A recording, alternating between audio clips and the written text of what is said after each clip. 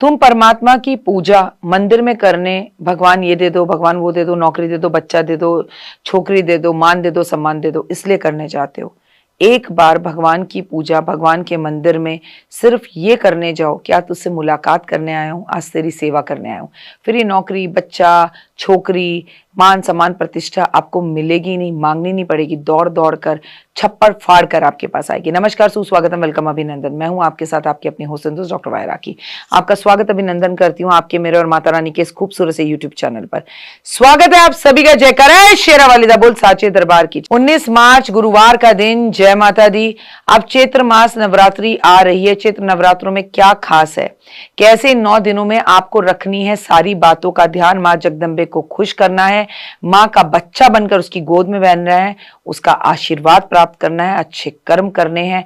आपको आपके तमाम सवालों के जवाब दूंगी। लेकिन आप तो जिस चैनल पर जुड़े हैं, 2 मिनट का उपाय जिंदगी बदल जाए, आपके साथ शेयर करूंगी।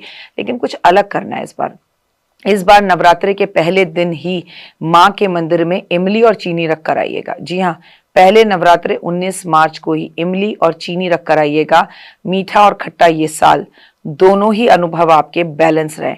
या तो खट्टा खट्टा हो जाता है या मीठा मीठा हो जाता है। शुरू में तो बहुत अच्छा हो गया और फिर खराब हो गया। तो खट्टा मीठा यानी कि इमली और चीनी आप सबको मंदिर में एक एक पैकेट रख कर आनी है। माँ दुर्गा के पवित्र नवरात्रों में हिंदू धर्म में विशेष स्थान है। ये पर्व हिंदू कैलेंडर में कुल 4 बार मनाया जाता है। इस पर्व का आगमन ऋतु परिवर्तन का संकेत भी होता है। जैसे चैत्र मास के पर्व में गर्मियों का मौसम की शुरुआत का प्रतीक है। इसकी शुरुआत चैत्र मास की शुक्ल पक्ष की प्रतिपदा तिथि से होती है। इसे हिंदू नव वर्ष का आरंभ भी माना जाता है। तो happy new year. First of all, माँ दुर्गा के 9 रूपों को समर्पित है। आस्था के साथ, विधि विधान के साथ पूजा की जाती है। चैत्र मास के नवरात्र में भक्त भजन किया करता है। माँ दुर्गा उसे सुख, शांति, समृद्धि और कामना देती है। मन को एक बड़ा सुकून मिलता है। नवरात्रि के व्रत में क्या नहीं करना चाहिए। नवरात्रि के दौरान गुस्सा, नकारात्मक विचार, किसी को नीचा दिखाना, किसी की बुराई करना, झूठ बोलना, निंदा करना, इससे बचना चाहिए। व्रत रखने वालों को नवरात्रि में एक लकड़ी की जो है ना तख्त, एक छोटा सा तख्ता लेना चाहिए, एक छोटी सी चौकी लेनी चाहिए। कोशिश करनी चाहिए कि उस पर ही माँ की मूर्ति, कलश वगैरह को स्थापित करें। और बात रही आपकी, तो आपको या तो जमीन पर सोना चाहिए, लकड़ी के तख्त पर सोना चाहिए। गद्देदार गद्दे को छोड़ देना चाहिए। और जिस बिस्तर पर आप रोज सोते हैं, कोशिश करिए कि उसे त्याग दें। व्रती को एक समय का भोजन करना चाहिए। आप अगर व्रत नहीं भी रख सकते, फलाहार करना चाहिए, नहीं भी कर सकते तो अल्प आहार खाएं, कम खाना खाएं, वो भी व्रत के जैसा ही है। अगर आपको बीच में किसी भी जरूरी यात्रा पर जाना पड़े तो आप व्रत मत रखिए, खेतरी मत बीजिए, क्योंकि अगर आपने एक बार खेतरी बीज दी तो खेतरी को पीठ नहीं दिखाई जाती। जिन लोगों को शरीर से जुड़ी गंभीर समस्याएं, उन्हें ऐसा लगता है कि व्रत बीच में टूट जाएगा, तो ऐसे में आपको व्रत शुरू ही नहीं करना चाहिए। पहले के 2 या आखिरी के 2 व्रत रख लेने चाहिए। कुछ लोग पहला और आखिरी व्रत रख लेते हैं, वो आपकी मर्जी है। नवरात्रों के व्रत के दौरान घर में तामसिक भोजन नहीं बनाना चाहिए। परिवार के सदस्यों को इन नियमों का ख्याल रखना चाहिए। व्रती को अपने भोजन में साधारण नमक का प्रयोग नहीं करना चाहिए, उसे सेंधा नमक खाना चाहिए। लेकिन अगर आपका टूरिंग जॉब है और उसके बाद भी आप व्रत रखते हैं तो कोई बात नहीं, क्योंकि अब तो लोग हल्दीराम में या हीरा में या बीकानेर में भी बाहर खाना खा लेते हैं। लोग कहते हैं कुछ ना करने से कुछ करना अच्छा। मैं भी यही मानती हूँ। भैया व्रत ना रखो, चाहे कम खाओ, पर आप कुछ ना कर सको, जीरा आलू का छोक लगाकर दही के साथ वही खा लिया करो, सच में बड़ा अच्छा लगता है। आपके ना मानसिक रूप से व्रत रखिए, आप मन से रखें ना रखें। मन आपका भले इधर उधर भटके, लेकिन अगर आपने दिमाग से मानसिक रूप से सोचा ना मुझे ये नहीं खाना, याद रखिए फिर मन आपको कभी व्रत में भूख लगने नहीं देगा। हम उस देश में रहते हैं जहाँ नरेंद्र मोदी 9 दिन के व्रत लौंग पर रखते हैं, भूखे रहकर रखते हैं, पानी पे रखते हैं। तो आप और हम क्यों नहीं रखते? बचपन में कितने लोग रखते थे, मैं तो खुद रखती थी लौंग पर व्रत। और अब मैं क्या रखती हूँ, मैं आपको क्या ही बताऊं, बताना भी नहीं चाहिए कि आप कैसे व्रत रखते हैं, क्योंकि फिर वो व्रत आपको फल नहीं देते। चैत्र नवरात्रि के व्रत रखने वाले हर इंसान को सत्य बोलना चाहिए, अपने मन पर संयम रखना चाहिए। नवरात्रि के व्रत में ब्रह्मचर्य का पालन अवश्य करना चाहिए। क्षमा, दयालु, उदारता, उत्साह रखना चाहिए। तामसी लोगों से दूर रहना चाहिए, बुराई करने वालों से दूर रहना चाहिए। षष्ठी सप्तमी, अष्टमी, नवमी तिथि को व्रत खोला जाता है। कोई लोग सप्तमी खोलते हैं, कोई अष्टमी, कोई नौवीं। 9 कुंवारी कन्याओं को भोजन कराया जाता है। जैसे आपके यहाँ पर क्षेत्रपाल भूमि के हिसाब से, राज्य के हिसाब से होता है, वैसा करें। सुबह शाम माता रानी की विधि विधान पूजा किया जाता है। माँ को पान का भोग जरूर लगाया जाता है। नवरात्रों के 9 दिन में माँ के 9 रूपों की पूजा की जाती है। शास्त्र अनुसार कई तरह के काम हैं जो इस समय पर आप पर लागू नहीं होते, मना होते हैं। जैसे लहसुन, प्याज, मांस, मदिरा, शराब का सेवन, ये सब मना होता है। नवरात्रि में माँ दुर्गा का सप्तशती का पाठ किया जाता है। नहीं कर सको तो पंडित जी से करवा लो। दूसरों को कॉम्प्लीमेंट दो, दूसरे का सम्मान करो, दूसरे को इज्जत दो।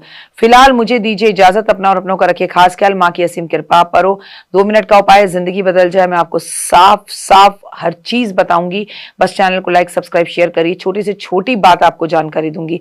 इस बार माँ पालकी पर बैठकर आ रही है, तो हो सके तो एक छोटी सी पालकी बाजार से खरीद के माँ के मंदिर में अर्पण कर आए। जय माता। चलिए, आपका स्वागत, अभिनंदन करती हूँ। चैत्र नवरात्रि में कलश स्थापना, आप सभी को जयकारा लगाना है मेरे साथ। बोल जयकारा, शेरा वाली दा बोल, साचे दरबार की जय।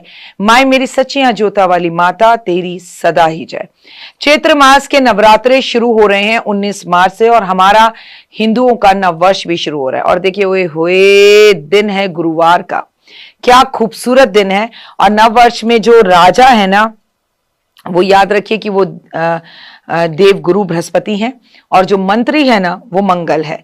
अब गुरु से समझ लीजिए कि जो भी मुसीबतें आएंगी, जो भी खबरें आएंगी, जो भी चेंज होगा, जो भी बदलाव होगा, वो जेंसी जेंसी जेंसी जेंसी जेंसी यानी स्टूडेंट्स, बच्चे और बच्चों से जुड़ी बीमारी, बच्चों को लेके परेशानी, कॉलेज स्कूल के नए नियम, बच्चों के उत्पात मचाना, बच्चों का धर्म में जुड़ना, और धर्म गुरुओं के ऊपर लांछन लगना, एस्ट्रोलॉजर्स पर लांछन लगना, लग ही रहे हैं रोज अलग अलग तरीके से, और अपमान होना। लेकिन इतनी पूजा पाठ की तरफ लोग बढ़ेंगे, इतने धर्म खुलेंगे, इतने नए एस्ट्रोलॉजर दिखेंगे, इतने नए मंदिर आएंगे, इतने साधु संत गुरु आएंगे, बड़े साधु संत समाज के लोगों को हम खो देंगे, बड़े साधु संत समाज के लोगों पर लांछन लगेंगे। कई नए जो है ऐसे पीठ खुलेंगे जहां पर आपको गीता पढ़ाई जाएगी, भागवत पढ़ाई जाएगी, तमाम धर्म धर्म धर्म धर्म युद्ध होंगे, हिंदू मुस्लिम के झगड़े होंगे, लोग सड़कों पर उतरेंगे, और सबसे बड़ी बात, बड़े चेंजेस आपको स्कूलों और कॉलेजों में दिखाई देंगे। टीचर्स की न्यूज़ेस आएंगी। चैत्र नवरात्रि की एक एक बात मैं आपको बहुत सरल शब्दों में बताने जा रही हूं। सबसे पहले आप सभी को बहुत बहुत शुभकामनाएं, नववर्ष की शुभकामनाएं, और मेरी माता रानी के आगमन की शुभकामनाएं। कितना भी डर लगे ना, ये समझ लेना वह डर किस बात का, अब माँ धरती पर है, अपने बच्चे को गोद में बिठाने के लिए आ गई है। 19 मार्च से शुरू हो रहे हैं चैत्र मास के नवरात्र, और आप सभी को नवरात्रों की शुभकामनाएं। चैत्र नवरात्रि कलश स्थापना मुहूर्त 19 मार्च चैत्र नवरात्रि के पहले दिन कलश स्थापना की जाएगी। सुबह कलश स्थापना की जाएगी 6 बजे से लेकर 52 मिनट तक, और दूसरी 7 बजे से लेकर 53 मिनट तक। लेकिन अगर आप मुझे फॉलो करते हैं तो मैं कलश स्थापना करूंगी सुबह 4 बजे, और मेरी आपको सलाह है कि आप भी कलश स्थापना करें सुबह 4 बजे। कलश स्थापना इस बार जो है करीबन 2 से 3 मुहूर्त आपको मिल रहे हैं, 12 बजे का भी एक मुहूर्त मिल रहा है। लेकिन जो मजा सुबह ब्रह्म मुहूर्त में अपने घर में कलश स्थापना का है ना, वो कोई भी नहीं है। अगर मान लीजिए घर वाले नहीं सोकर उठते तो उन्हें सोने दीजिए, घर का कोई एक व्यक्ति ये जिम्मेदारी ले ले। जैसे माता रानी ने मेरे घर में मुझे ये जिम्मेदारी दी है, और मुझे कोई कलेश नहीं चाहिए। वो होती है, मैं होती हूँ, सोते रहो भाई, मैं कर रही हूँ ना। सब कर सकें सब काम, ये तो जरूरी नहीं, लेकिन आप भी ना करें ये तो कोई बात नहीं है ना। नवरात्रि में माँ दुर्गा की पूजा के पहले दिन पवित्र कलश की स्थापना होती है। हिंदू धर्म में कलश सुख, समृद्धि, ऐश्वर्य और मंगल कामनाओं का प्रतीक है। आप चाहें तो अपने घर में गृह प्रवेश भी कर सकते हैं। नवरात्रों में शुभ कार्य शुरू हो जाते हैं, धार्मिक अनुष्ठान होते हैं, कलश स्थापना होती है, कई तरह के ईश्वरीय पूजा होती हैं। और आपको बता दूं कि एक अलग सी पावर, एक एनर्जी आपको सारी जगह पर महसूस होती है। कलश स्थापना से पहले इसमें आपको जो है कलश में क्या क्या मिलाना चाहिए। पहले तो कलश सबसे पवित्र मिट्टी का होता है। ऑल दो तो आप सोने का लें, चांदी का लें, वो आपकी मर्जी है, स्टील का लें, ठीक है। लेकिन कलश को बहुत मन से अगर मिट्टी का लेना, रात भर पानी में भिगोएं ताकि वो पानी ज्यादा ना सोखे। फिर उसे हल्दी और कुमकुम से सजाएं, उस पर पेंटिंग करें, उस पर ड्राइंग करें अगर आपको आती है, नहीं तो हल्दी कुमकुम लगाएं, स्वास्तिक बनाएं। इसमें आपको सबसे पहले सुपारी डालनी है, इत्र डालना है, दुर्वा डालनी है, अक्षत डालना है, चांदी या सोने का सिक्का डालना है, इसमें 2 लौंग डालनी है। इसके अंदर निश्चित ही रूप से आपको बड़े भाव और मन के साथ 2 पतासे डालने हैं। आपको इसके ऊपर अशोक के पत्ते, आम के पत्ते लगाने हैं, अष्टदल बनाना है और आपको इसके ऊपर स्वास्तिक बनाना है। आपको बेहद ज्यादा जरूरी है कि आप कलश स्थापना के दिव्य फायदे चाहे कार्य सिद्धि के लिए जब भी कोई शुभ कार्य करते हैं तो हमारे यहाँ मंगल कार्यों में संपन्न कलश स्थापित किया जाता है। ये बेहद जरूरी है। कलश स्थापित आपके घर में जब 9 दिन होता है तो वो आपके घर में सिद्धियों को लेकर आता है। जागरण, कीर्तन, माता की चौकी, हमेशा सबसे पहले कलश स्थापित होता है। जिनके घर में हर 6 महीने बाद कलश स्थापित होता है उनके घर में कभी नकारात्मक ऊर्जा आ ही नहीं सकती, कर्जा मुक्ति होती है। ऐसा कहा जाता है कलश स्थापना करने से शुभ कार्य सिद्ध होते हैं। आपके घर में कभी कर्जा नहीं होता बल्कि घर जो है मांगलिक कार्यों से भर जाता है और घर में पैसा रुकना शुरू हो जाता है। अखंड धन की प्राप्ति होती है। कलश स्थापना से धन की देवी महालक्ष्मी प्रसन्न होती हैं और ऐसा कहा जाता है कि अखंड रूप से वो आपके घर में स्थापित होती है और कमी कभी नहीं रहती। बैंक बैलेंस हमेशा बढ़ता रहता है। राहु की परेशानियां दूर होती हैं। जब हम नारियल रखते हैं, सुपारी रखते हैं तो हम बड़ी बड़ी दुर्घटनाओं से बच जाते हैं। कलश के मुंह पर हम जब नारियल रखते हैं तो हमारे जीवन के अंदर हमें विजय प्राप्त होने लगती है। मूड स्विंग्स और एंजाइटियों से हमारा घर बच जाता है। शत्रुओं पर विजय। चैत्र मास में अगर कलश स्थापना होती है तो याद रखिए कि शुभ अवसर पर कलश स्थापना में नकारात्मक ऊर्जा दूर होती है, शत्रुओं पर विजय प्राप्त होती है, माँ दुर्गा की असीम कृपा पर होती है और कदम कदम 9 महीने तक माँ उस घर के अंदर रहती है जहाँ कलश स्थापना होती है। चैत्र मास में हिंदू धर्म में बहुत ज्यादा महत्व की दृष्टि से कलश स्थापना को देखा जाता है। इस दिन व्रत के जब आप पहले दिन प्रतिपदा पे कलश स्थापित करते हैं तो अंतिम दिन में जो है ना राम नवमी बनाई जाती है, जो मर्यादा पुरुषोत्तम भगवान श्री राम जी के जन्मदिन के प्रतीक के रूप में मनाई जाती है। और आप कलश को अगर ढंग से स्थापित करते हैं और राम नवमी तक अपने घर में स्थापित रखते हैं तो यकीन मानिए कि राम जी की कृपा, माता सीता की कृपा आपके परिवार पर सदैव बनी रहती है। कुछ नहीं करना, सुबह जल्दी ब्रह्म मुहूर्त में उठिए। 19 मार्च का दिन है, गुरुवार है। कलश वगैरह सब स्थापना रात को करके रखिए। कलश को अच्छे से रखिए।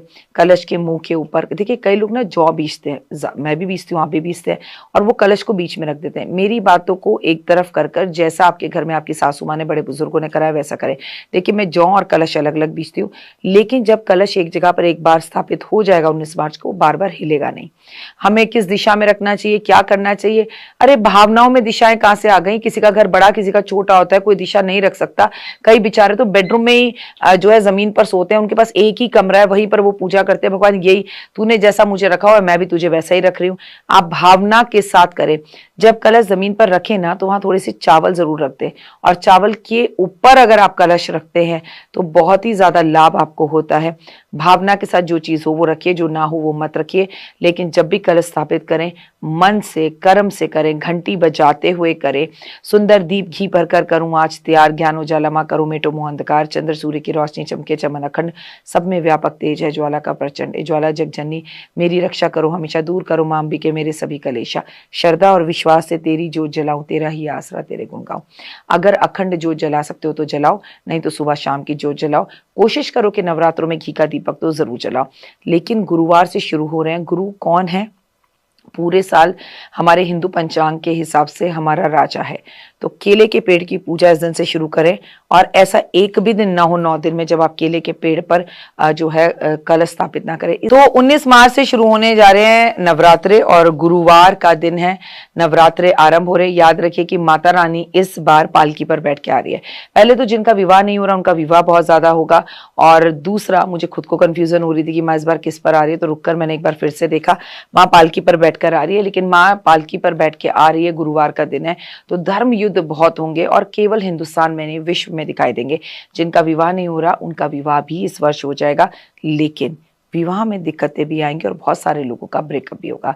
इसलिए आप सुहागन है तो माँ को श्रृंगार का सामान अर्पण करें और वाणी पर थोड़ा कंट्रोल रखें। गुरु या गुरु जैसे दिखने वाले लोगों के लिए, गुरु सम्मानित लोगों के लिए, माता पिता के लिए, टीचर्स के लिए और एस्ट्रोलॉजर्स के लिए, साधु संत समाज के लिए थोड़ी सी अपने मन में अच्छी भावनाएं रखिए।